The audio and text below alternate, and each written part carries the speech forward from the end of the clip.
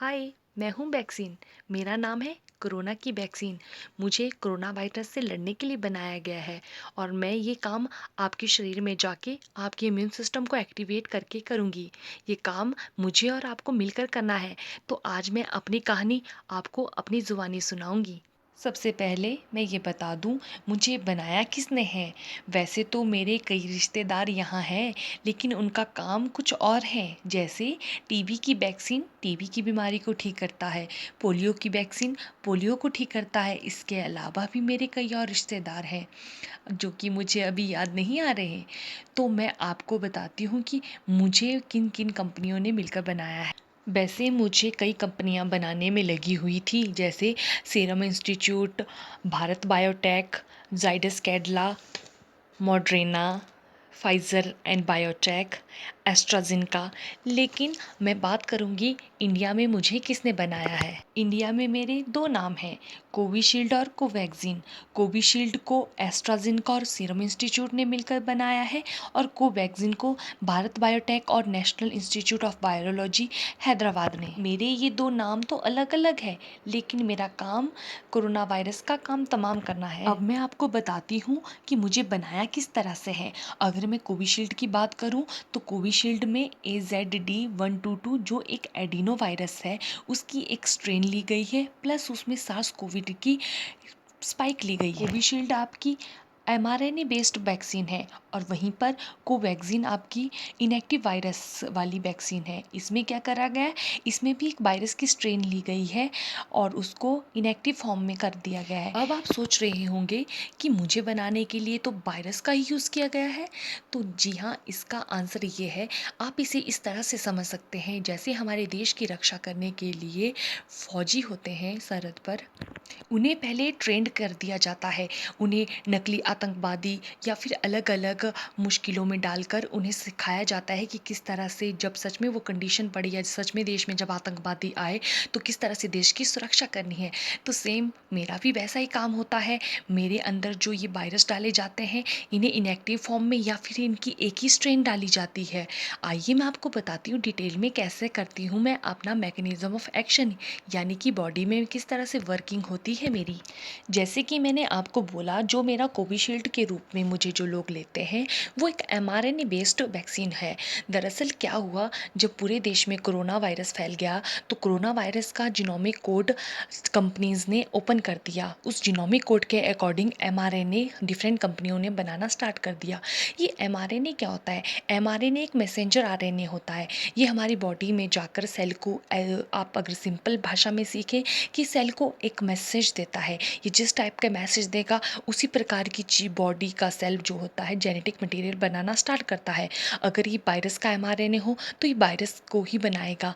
लेकिन इस केस में क्या है, ये mRNA बेस्ड तो है, लेकिन इसमें क्या बनाया जाता है, mRNA बनाया जाता है जो हमारी बॉडी में हमारे सेल को अफेक्ट नहीं करता। क्योंकि यहाँ पर ध्यान रखा गया है कि हमारे अंदर वायरस तो डाला जाएगा, लेकिन वो वायरस ऐसा होगा जो कुछ और काम नहीं कर सकता। उसका काम सिर्फ हमारे इम्यून सिस्टम को एक्टिवेट करना है नकली तरीके से, ताकि जब असल में असली वाला वायरस आए तो इम्यून सिस्टम को याद रहे कि एक पहले भी ऐसा वायरस आया था और वो अपना काम करना स्टार्ट कर दे। उसी तरह मैं बात करूँ कोवैक्सीन की। कोवैक्सीन में एक इनएक्टिव वायरस डाला जाता है, यानी कि आपकी बॉडी में वायरस डाला जाता है लेकिन उसकी मल्टीप्लिकेशन रेट को बंद कर दिया जाता है।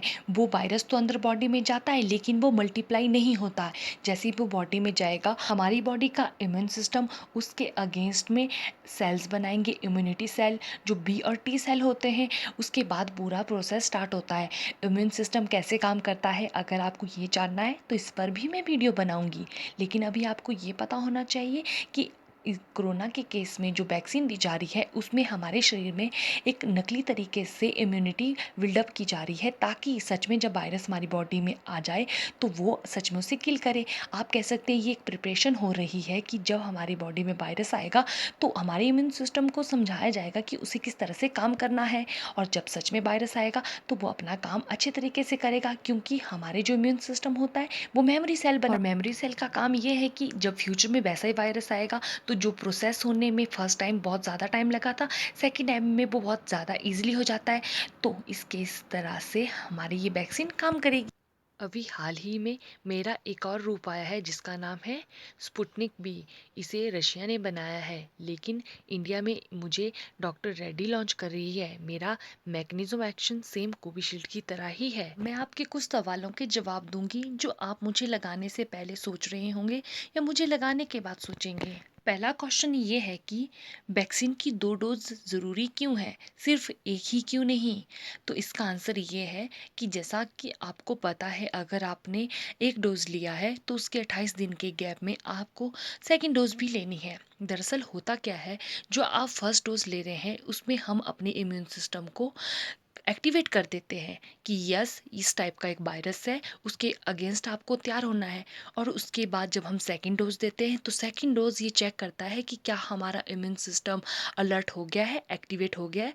तो ये आपका चेक इन करने का सिस्टम है। दूसरा क्वेश्चन, वैक्सीन लगाने के बाद बुखार क्यों आता है? तो इसका आंसर ये है, आप जब भी कोई दवाई खाते हैं या फिर आप कोई भी वैक्सीन लगाते हैं तो उसके साइड इफ़ेक्ट होते ही हैं। आपने देखा होगा कि इंजेक्शन लगाने के बाद या वैक्सीन लगाने के बाद बहुत से लोगों को बुखार आता है, यानी कि फीवर होना एक कॉमन सिम्टम है। ये मेडिसिन का एक साइड इफ़ेक्ट या एडवर्स रिएक्शन भी हो सकता है। दरअसल होता क्या है, जो हमारा फीवर और इन्फ्लामेशन है ये बॉडी का डिफेंस मैकेनिज्म ही है। अगर हमें फीवर होता है तो इसका मतलब हमारा इम्यून सिस्टम अच्छे से काम कर रहा है। और ये इंजेक्शन लगाने, अगर आप कोई और भी इंजेक्शन लगाते हो तो बुखार आना एक नॉर्मल है। इसके अलावा बहुत से लोगों को दूसरे सिम्टम भी दिखेंगे, तो घबराने की ज़रूरत नहीं है। ये जस्ट आपकी बॉडी का अलग अलग रिएक्शन होता है। मैं जिसकी बॉडी में जिस तरह से जाऊंगी, सब अपनी बॉडी का अलग अलग रिएक्शन दिखाते हैं, क्योंकि सबका अपना अपना इम्यून सिस्टम होता है और अपनी अपनी बॉडी होती है और उसके काम करने का तरीका भी अलग अलग होता है। तो घबराने की ज़रूरत नहीं है। अगर किसी को बुखार हो रहा है तो किसी को और सिम्टम भी हो सकता है, तो आप अगर डरे फिर नहीं। भी आपको बहुत ज़्यादा प्रॉब्लम हो रही है या वैक्सीन से की वजह से आपको और भी कुछ प्रॉब्लम हो रही है, तो अपने नज़दीकी हेल्थ सेंटर में कॉल करके ज़रूर पूछें कि क्या करें और क्या ना करें। तीसरा क्वेश्चन ये है कि अगर आपने वैक्सीन लगाई है तो क्या उसके बाद आपको कोरोना होगा? तो इसका आंसर है जी हाँ, उसके बाद आपको कोरोना होने की संभावनाएं हैं। देखिए, वैक्सीन लगाने का मतलब ये नहीं कि आपको कोई बीमारी नहीं होगी। वैक्सीन का मेन काम है आपके इम्यून सिस्टम को एक्टिव करना, यानी कि आपके इम्यून सिस्टम को स्ट्रॉन्ग करना। यानी कि अगर आपने वैक्सीन लगाई है तो आप इस वायरस का डट के मुकाबला कर सकते हैं बाई इम्यून सिस्टम के थ्रू। लेकिन अगर आपने वैक्सीन ही नहीं लगाई है तो आपका इम्यून सिस्टम उसको स्टार्ट होने में टाइम लग जाएगा और क्या पता स्टार्ट भी ना हो। और आपने सुना भी होगा, कहते हैं ना, partial defence is better than no defence. तो जाइए और अपने को वैक्सीन लगाइए। अगर आप वैक्सीन लगाना चाहते हो तो आप आरोग्य सेतु या उमंग ऐप पे जाकर साइन इन कर लें, या इसके अलावा आप गूगल में जाकर www.cowin.gov.in करके सर्च करें। ये गवर्नमेंट की ऑफिशियल साइट है जहाँ से आप अपने आप को साइन इन कर सकते हो और आप वैक्सीन लगाने के लिए अपॉइंटमेंट ले सकते हो। आप मेरे किसी भी रूप को लगा सकते हो, चाहे वो कोवैक्सीन है, कोविशील्ड है या फिर स्पुतनिक बी। इसी के साथ मैं इस वीडियो को एंड करती हूँ। Thank you. वीडियो को लाइक शेयर कमेंट ज़रूर करें।